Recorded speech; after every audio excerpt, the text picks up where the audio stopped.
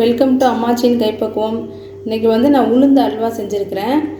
இது வந்து ரொம்ப உடம்புக்கு நல்லது, ரொம்ப டேஸ்ட்டாகவும் இருக்கும், உடம்புக்கு ரொம்ப ஆரோக்கியமானது. இது நான் கருப்பு உளுந்தில் செஞ்சுருக்கிறேன். நீங்கள் வெள்ளை உளுந்துனாலும் எடுத்து யூஸ் பண்ணிக்கலாம்.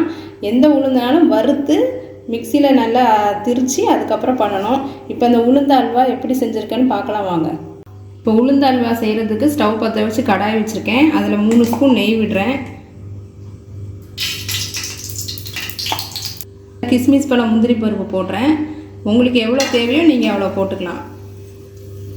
முந்திரி பருப்பு கொஞ்சம் ப்ரௌன் ஆகிற வரை கொஞ்சம் ஃப்ரை பண்ணி எடுத்துக்கலாம்.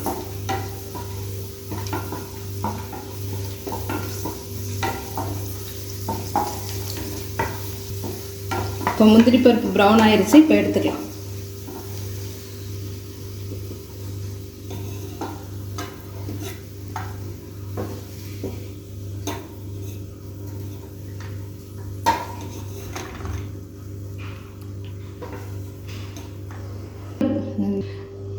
இப்போ நான் உளுந்து அல்வா செய்கிறதுக்கு 100 கிராம் மாவு எடுத்துருக்கேன். முந்திரி பருப்பு வறுத்தெடுத்த நெய்லேயே 300 லிட்டர் தண்ணி ஊற்றுறேன். இப்போ தண்ணி நல்லா கொதிக்கட்டும். இப்போ உளுந்து அல்வா செய்கிறதுக்கு நான் 100 கிராம் கருப்பு உளுந்து மாவு எடுத்திருக்கேன். இது வந்து நான் கருப்பு உளுந்து 100 கிராம் எடுத்து வறுத்து மிக்சியில் திரித்து வச்சுருக்கேன். நீங்கள் அதே மாதிரி உங்களுக்கு எவ்வளோ அளவு உளுந்து தேவையோ அதை எடுத்து நல்லா வறுத்து அதுக்கப்புறம் மிக்சியில் திரித்து வச்சுக்கோங்க. இப்போ தண்ணி கொதிக்குது.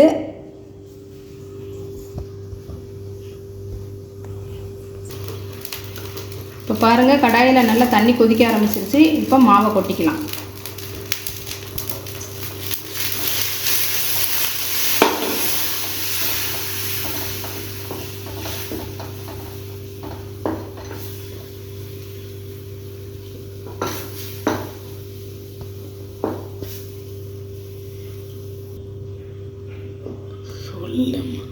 உளுந்து மாவு போட்டதுக்கப்புறம் கட்டி விழாமல் நீங்கள் நல்லா கிண்டி எடுக்கணும். அப்போ ஸ்டவ்வை வந்து சிம்மில் வச்சுக்கோங்க. மாவு கட்டி சேரும். மாவு போட்டோன்னா கட்டி கட்டியாக தான் தெரியும். நீங்கள் நல்லா அதை நல்லா கிண்டிக்கிட்டே இருக்கணும். அப்போ தான் அந்த கட்டிலாம் சேராது.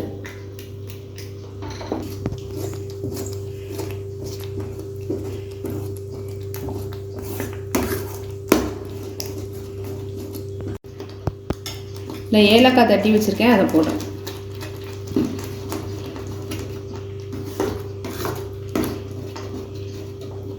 உளுந்து அல்வா ரெடி ஆகிற வரைக்கும் நம்ம வந்து கிண்டிக்கிட்டே தான் இருக்கணும், சிம்மில் வச்சு. இல்லைன்னா அடி பிடிச்சிரும். உளுந்து கொஞ்சம் கட்டி கட்டியாக விழுந்த மாதிரி தான் இருக்கும். நீங்கள் நல்லா கிண்டிக்கிட்டே இருங்க. இப்போ மாவு கட்டியாக வரும்போது ஜீனி போட்டிருக்கேன். 100 கிராம் மாவுக்கு 100 கிராம் ஜீனி போட்டிருக்கேன். 100 கிராம் மாவுக்கு 300 மில்லி தண்ணி ஊற்றி நல்லா வேக விட்டுருக்கோம். அப்போ தான் நல்லா மாவு வேகும். அதே 100 கிராம் மாவுக்கு 100 கிராம் ஜீனி போட்டு தான் நம்ம கிண்டணும். அதுக்கு கூட போட்டிங்கன்னா ரொம்ப இனிப்பாக தெரியும்.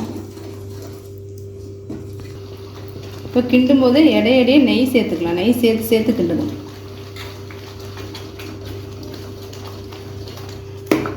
இப்போ ஓரளவுக்கு மாவு நல்லா ரெடியாகி கெட்டியாக வருது. இப்போ நம்ம ஸ்டவ்வை கொஞ்சம் கூட்டி வச்சுக்கலாம்.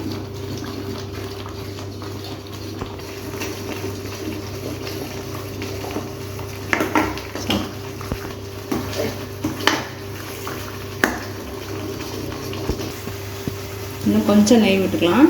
நெய் விட்டு நல்லா கிண்டிக்கலாம்.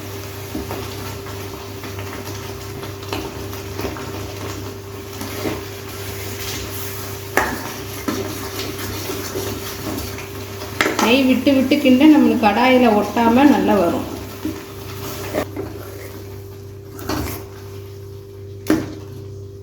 பாருங்கள், இப்போ நல்லா அல்வா வந்து சட்டியில் ஒட்டாமல் நல்லா வந்திருக்கு உளுந்து அல்வா. இந்த ஸ்டேஜ் இருக்கும்போது நம்ம ஆஃப் பண்ணிடலாம் ஸ்டவ்வை. கொஞ்சம் 5 மினிட்ஸ் மட்டும் கொஞ்சம் ஆற விட்டுட்டு வந்து பார்க்கலாம். சரி, 5 மினிட்ஸ் ஆயிடுச்சு. இப்போ பாருங்கள், நல்லா கெட்டி ஆயிடுச்சு, அல்வா பதத்துக்கு வந்துருச்சு. இப்போ நம்ம வறுத்து வச்சுருந்த முந்திரி திராட்சையை போடலாம்.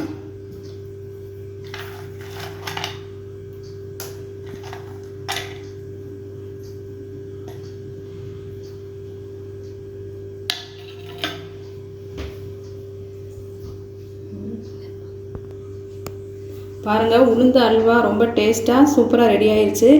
இது நீங்களும் உங்கள் வீட்டில் செஞ்சு பாருங்கள். இது வந்து பெண்களுக்கு ரொம்ப ரொம்ப நல்லது. இடுப்பு வலிக்கு, எலும்புக்கு எல்லாத்துக்குமே ரொம்ப ரொம்ப நல்லது. வயசு வந்த பிள்ளைங்களுக்கு வந்து களிலாம் கிண்டி இதில் நம்ம செஞ்சு கொடுப்போம். அதில் கருப்பட்டி எண்ணெய் சேர்த்து செய்கிறதுனால சில பசங்களுக்கு பிடிக்காது. இந்த மாதிரி நெய் சேர்த்து முந்திரி திராட்சைலாம் போட்டு இது அல்வா மாதிரி டிஃப்ரெண்ட்டாக செஞ்சு கொடுத்தா இந்த டேஸ்ட்டு கூட பிடிச்சி சாப்பிடுவாங்க பசங்க. அதனால் இது பெண்கள் கட்டாயமாக இதை நீங்கள் செஞ்சு சாப்பிடலாம். இதை உங்கள் வீட்டில் செஞ்சு ட்ரை பண்ணி பாருங்கள். இந்த வீடியோ உங்களுக்கு பிடிச்சதுன்னா அம்மாச்சியின் கைப்பக்குவம் சேனலை சப்ஸ்கிரைப் பண்ணுங்கள், கமெண்ட் பண்ணுங்கள், லைக் பண்ணுங்கள். நன்றி.